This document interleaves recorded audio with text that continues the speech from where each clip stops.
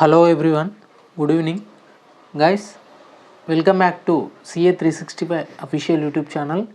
Guys, ఈరోజు వీడియోలో February 13th 2025కి సంబంధించినటువంటి ఇంపార్టెంట్ కరెంట్ అఫైర్స్ అనేది చూద్దామండి. ఫ్రెండ్స్, ఇక్కడ ఫస్ట్ వన్ వచ్చేసి మనకు డే ఇంపార్టెన్స్ అనేది చూద్దాము.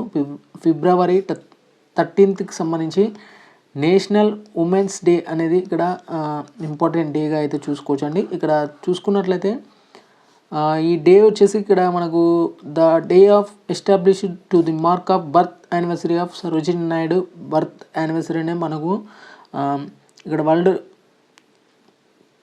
ఇక్కడ చూసుకోవచ్చు.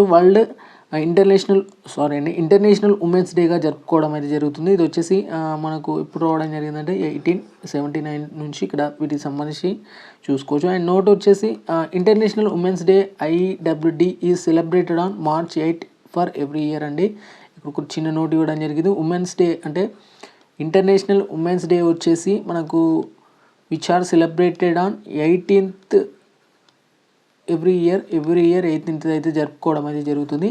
అండ్ నెక్స్ట్ కరెంట్ అఫైర్ వచ్చేసి చూసుకున్నట్లయితే నేరాభియోగాలు ఉన్నంత మాత్రాన జీవించే హక్కు స్వేచ్ఛలను కాదనలేం సుప్రీంకోర్టు అంటూ కూడా ఇక్కడ లేటెస్ట్ అప్డేట్ ఉంది. ఒక వ్యక్తిపై యోగాలు ఉన్నంత మాత్రాన రాజ్యాంగంలోని ఆర్టికల్ 21 కింద కల్పించినటువంటి జీవించే హక్కు మరియు స్వేచ్ఛలను కాదనలేమని సుప్రీంకోర్టు స్పష్టం చేసింది. ఉత్తరప్రదేశ్లో ముగ్గురుపై యూపీ గ్యాంగ్ స్టార్స్ చట్టం కింద పెట్టిన కేసులను కొట్టిపారేసింది. అండ్ ఆధారణ అంశాలు లేకుండా ఈ చట్టం కింద కేసులు పెట్టడం తగదని Justice Sudhanshu Dhulia and Justice Ahsanuddin అమానులాలతో కూడిన ధర్మశాస్త్రం బుధవారం స్పష్టం చేసినట్లు కూడా ఇక్కడ లేటెస్ట్ అప్డేట్ అనేది ఉంది. ఇక్కడ గుర్తుంచుకోవాల్సిన విషయం ఏంటంటే ఆర్టికల్ 21కి సంబంధించి ఇంపార్టెంట్గా గుర్తుంచుకోవాల్సి ఉంటుంది.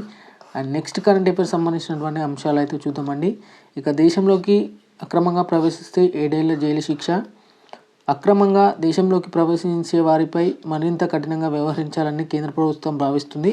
ఈ మేరకు కొత్తగా రూపొందించినటువంటి ఇమిగ్రేషన్ అండ్ ఫారినర్స్ బిల్ 2025కు సంబంధించి నిబంధనలను కఠినతరం చేయడం అయితే జరిగింది. ఇక్కడ చూసుకోవచ్చు.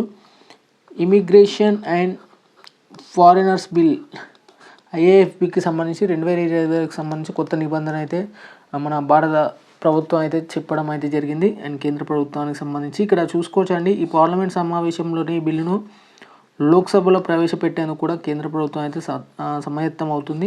అండ్ భారత్లోకి పాస్పోర్ట్ వీసా లేకుండా ప్రవేశిస్తే విదేశీయులకు 5 లక్షల వరకు జరిమానా విధించాలని కూడా చెప్పడం జరిగింది. అండ్ 5 ఏళ్ల పాటు జైలు శిక్ష కూడా విధించాలని ఈ బిల్లులో పొందుపరిచినట్టు తెలుస్తుంది. అండ్ డాక్యుమెంటరీ ఫోర్జరీ చేసి దేశంలోకి ప్రవేశించే వారికి 7 ఏళ్ల జైలు శిక్ష 1 నుంచి 10 లక్షల వరకు జరిమానా విధించవచ్చు అంటూ కూడా ఇక్కడ లేటెస్ట్ కరెంట్ అఫైర్ చూసుకోవచ్చు. అండ్ నెక్స్ట్ కరెంట్ అఫైర్ సంబంధించినటువంటి అంశాలు వచ్చేసి 536 సెక్షన్లు, 16 షెడ్యూళ్ళు, 622 పేజీలతో కొత్త IT బిల్లుకి సంబంధించి ఇక్కడ లేటెస్ట్ అప్డేట్ ఉంది. అండ్ వచ్చే ఏడాది ఏప్రిల్ 1 నుంచి అమల్లోకి వచ్చే ఛాన్సెస్ ఉన్నట్లు కూడా తెలుస్తుంది. ఇక్కడ చూసుకోవచ్చండి. అసెస్మెంట్ ఇయర్ స్థానంలో ట్యాక్స్ ఇయర్కి సంబంధించినటువంటి అంశాలు చూసుకోవచ్చు. ఇక లేటెస్ట్ ఇన్కమ్ ట్యాక్స్ బిల్లుకి సంబంధించినటువంటి డీటెయిల్డ్ మన ఇన్ఫర్మేషన్ కూడా టెలిగ్రామ్ ఛానల్లో కూడా పోస్ట్ చేయడం జరిగిందండి. అండ్ నెక్స్ట్ కరెంట్ అఫైర్ వచ్చేసి విపత్తుల సుడిగుండంలో భారత్ అండి. 30 ఏళ్లలో 400కు పైగా ప్రకృతి విధ్వంసాలు అండ్ తీవ్ర ప్రభావానికి గురైన దేశాల్లో 6వ ర్యాంక్ అండి. వాతావరణ ప్రమాద సూచి 2025 నివేదికలో వెల్లడించినట్టు తెలుస్తుంది. ఇక సూచికి సంబంధించి ఇక్కడ మనకు IMD సూచి అయితే ఇవ్వడం జరిగిందండి. 2025కు గాను మనకు తీవ్ర ప్రభావానికి గురైన దేశాల్లో 6వ ర్యాంకుకు సంబంధించినటువంటి అంశాలు కూడా ఇక్కడ చూసుకోవచ్చు. అండ్ నివేదికకు సంబంధించి చూసుకుంటే ప్రపంచవ్యాప్తంగా 1993 నుంచి 2022 మధ్య 9,400 విపత్తులు సంభవించి మొత్తం 7.65 లక్షల మంది ప్రాణాలు కోల్పోయారంటూ కూడా ఇక్కడ లేటెస్ట్గా అప్డేట్ అనేది చూసుకోవచ్చు.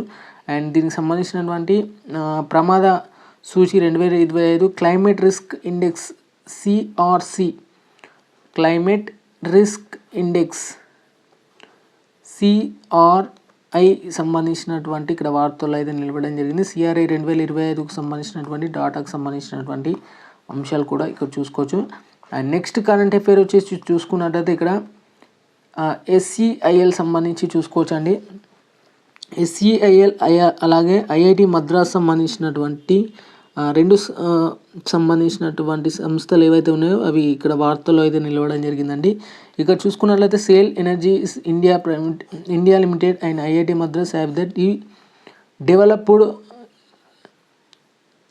కిమోచెల్ and innovative nano particle based solvent in that significantly enhances carbon capture efficiency for industrial decarbonisation ఎఫర్ట్కి సంబంధించినటువంటి పరికరాన్ని అయితే ఇక్కడ కనుగొన్నట్లు కూడా తెలుస్తుంది. అంటే ఇక్కడ మనం చూసుకుంటే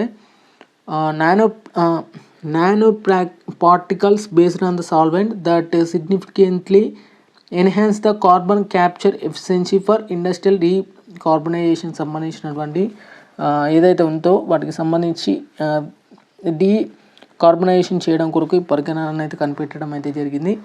ఇక్కడ చూసుకోవచ్చు ఐఐటి SEIL ఎనర్జీ జట్టుకు సంబంధించి చూసుకున్నట్లయితే ఇక్కడ దేశంలో అతిపెద్ద స్వతంత్ర విద్యుత్ ఉత్పత్తిదారులు ఒకటైనటువంటి SEIL ఎనర్జీ లిమిటెడ్ పర్యావరణ పరిరక్షణ చట్టంలో భాగంగా కీలక ముందడుగు అయితే వేసింది.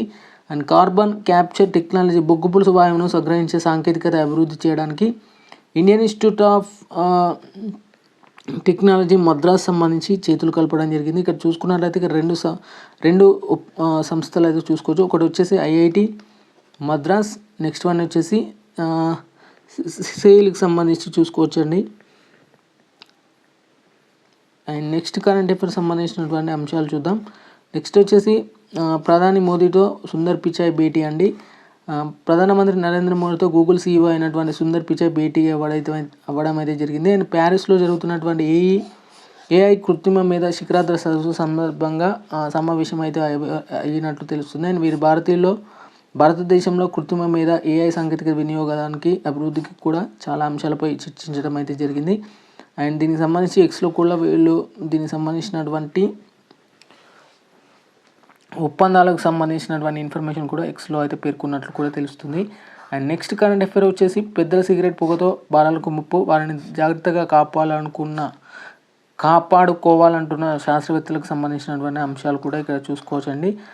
అండ్ నెక్స్ట్ కరెంట్ అఫైర్ సంబంధించినటువంటి అంశాలు అనేది చూద్దాము ఫ్రెండ్స్. ఇక నెక్స్ట్ వచ్చేసి చూసుకున్నట్లయితే ఇక నేరుగా లక్షిత కణాలకి ఔషధం అండి. రొమ్ము క్యాన్సర్ చికిత్సలో నూతన విధానం ఐఐటి మద్రాస్ పేటెంట్ అండి. దీనికి సంబంధించి ఇక్కడ వార్తల్లో నిలిచినటువంటి ఐఐటి మద్రాస్ మరోసారి వార్తల్లో అయితే నిలవడం జరిగింది. రొమ్ము క్యాన్సర్ లక్షిత కణాలకు ఔషధాలను చేరవేసే కొత్త డ్రగ్ డెలివరీ సిస్టమ్ను ఐఐటి మద్రాస్ పరిశోధకులు అభివృద్ధి చేయడం జరిగింది. దీనిపై పేటెంట్ హక్కులకు పొందారు. అండ్ నూతన విధానంలో యాంటీ క్యాన్సర్ ఔషధాలు నేరుగా క్యాన్సర్ కణాలనే లక్ష్యంగా చేరుకుంటాయంటూ కూడా ఇక్కడ దీనికి సంబంధించినటువంటి ఇన్ఫర్మేషన్ ఉంది. అండ్ నెక్స్ట్ వచ్చేసి మూత్రపిండాల వ్యాధి కారక జన్యువుల గుర్తింపు అండి.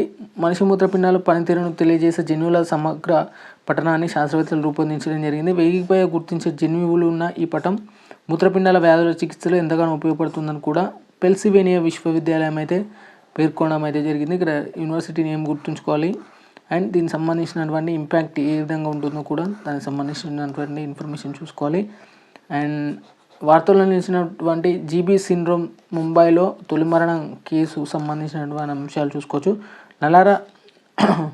నరాల రుగ్మత కారణంగా పీడించే గిలాన్-బా సిండ్రోమ్ జీబీఎస్ వ్యాధి లక్షణాలతో ముంబైలో తొలి మరణం నమోదైంది. 53 ఏళ్ల వ్యక్తి స్థానిక ఆసుపత్రిలో చికిత్స పొందుతూ మరణించడం అయితే జరిగిందండి. దానికి సంబంధించినటువంటి అంశాలు కూడా చూసుకోవచ్చు ఇక్కడ.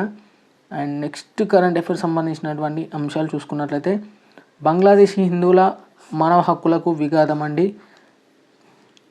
అహ్మదీయ ముస్లింలు బాధితులే అండ్ విద్యార్థుల నిరసనలో 14,000 మంది మృతి. గతేడాది బంగ్లాదేశ్లో పరిస్థితిపై ఐరాస నివేదిక వెల్లడి అంటూ కూడా ఇక్కడ లేటెస్ట్ అప్డేట్ ఉంది. అండ్ నెక్స్ట్ కరెంట్ అఫైర్ వచ్చేసి తొలిసారిగా ఒకే వేదికపై అమెరికా రష్యా యుద్ధ విమానాల ప్రదర్శన.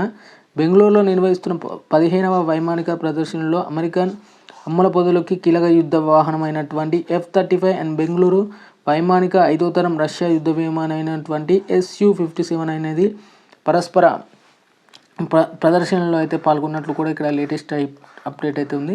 అండ్ నెక్స్ట్ వచ్చేసి నిషేధించే చైనా యాప్లో మళ్ళీ డౌన్లోడ్ చేశాయి, మళ్ళీ భారత్లోకి వచ్చాయంటూ కూడా చూసుకోవచ్చు. ఇక్కడ దేశీయ భద్రత డేటా గోప్యత ఆందోళన కారణంగా నిషేధించినటువంటి చైనా యాప్లు తిరిగి భారతదేశంలోకి అయితే వచ్చాయి.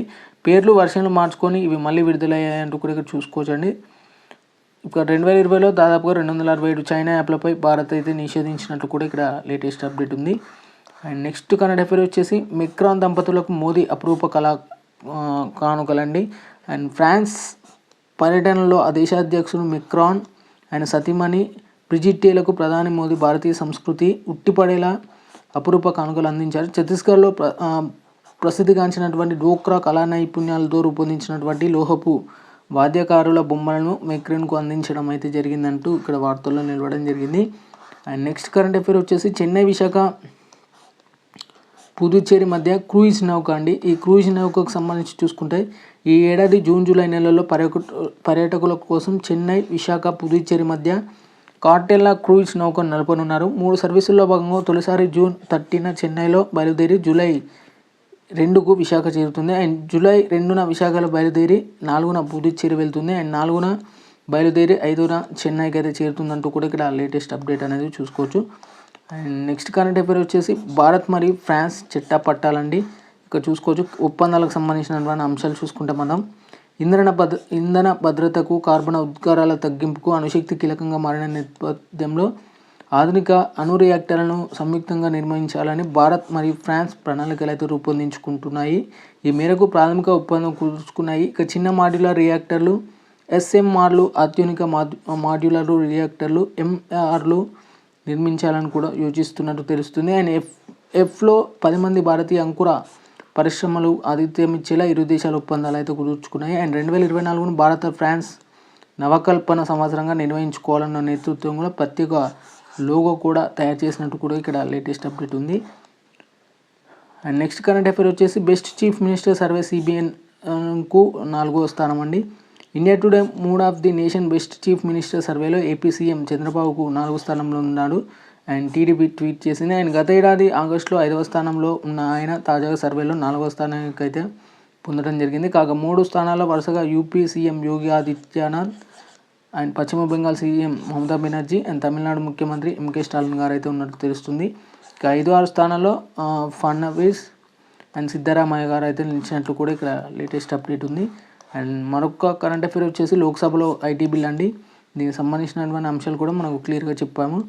అండ్ 1961 ఐటీ చట్టంలో 298 సెక్షన్లు అండ్ 23 చాప్టర్లు 14 షెడ్యూళ్ళు ఉండగా కొత్త చట్టంలో 536 సెక్షన్లు 23 చాప్టర్లు అండ్ 16 షెడ్యూల్స్ అయితే ఉండడం అయితే జరిగింది. అండ్ 222 పేజీల మునుగుపటితో పోల్చితే కొత్త దాంట్లో సెక్షన్లు మాడ్యూల్ పెంచినట్లు కూడా ఇక్కడ లేటెస్ట్ అప్డేట్ అనేది చూసుకోవచ్చు. అండ్ నెక్స్ట్ వన్ వచ్చేసి రాష్ట్రపతి పాలనలో మణిపూర్ రికార్డ్ అండి. అత్యధిక సార్లు 11 రాష్ట్రపతి పాలనలో ఉన్న రాష్ట్రాలుగా మణిపూర్ రికార్డులోకి ఎక్కింది. ఆ తర్వాత స్థానంలో UP 10 and Jammu Kashmir 9 and Bihar వచ్చేసి 8, పంజాబ్ వచ్చేసి 8 రోజులు వచ్చేసి చూసుకోవచ్చు. అండ్ 1951లో తొలిసారిగా పంజాబ్లో రాష్ట్రపతి పాలన విధించారు. ఇప్పటికీ 29 రాష్ట్రాలు యూటీలలో 134 సార్లు విధించారు. అండ్ ఛత్తీస్గఢ్లో ఒక్కసారి ప్రెసిడెంట్ రూల్ కూడా రాలేదు. అండ్ నెక్స్ట్ కరెంట్ అఫైర్ సంబంధించినటువంటి ఇదే అంశం మీద చూసుకున్నట్లయితే రాష్ట్రపతి పాలన అసలు ఎందుకు విధిస్తారంటే రాష్ట్రంలో క్లిష్ట పరిస్థితులు తలెత్తడం, రాజ్యాంగబద్ధ పాలన అందించడంలో ప్రభుత్వం విఫలమైనప్పుడు గవర్నర్ నివేదిక ఇస్తారు. దీని ఆధారంగా PM నేతృత్వంలోని మంత్రివర్గం సిఫారసుతో ఆర్టికల్ 356(1) ప్రకారం రాష్ట్రపతి పాలన విధించడం జరుగుతుంది. ఆ తర్వాత పాలనా వ్యవహారాలను కూడా రాష్ట్రపతి సూచనలతో గవర్నర్ పర్యవేక్షిస్తారు. అండ్ ఆర్టికల్ 356(4) ప్రకారం 6 నెలలు ఈ పాలన కొనసాగుతుంది. అండ్ పార్లమెంట్ ఆమోదంతో గరిష్టంగా 3 ఏళ్ళు కూడా విధించే అవకాశం ఉన్నట్లు కూడా తెలుస్తుంది. ఫ్రెండ్స్, ఈరోజు వచ్చినటువంటి ఇంపార్టెంట్ కరెంట్ అఫైర్స్ మీకు నచ్చితే మాత్రం ఖచ్చితంగా లైక్ చేయండి.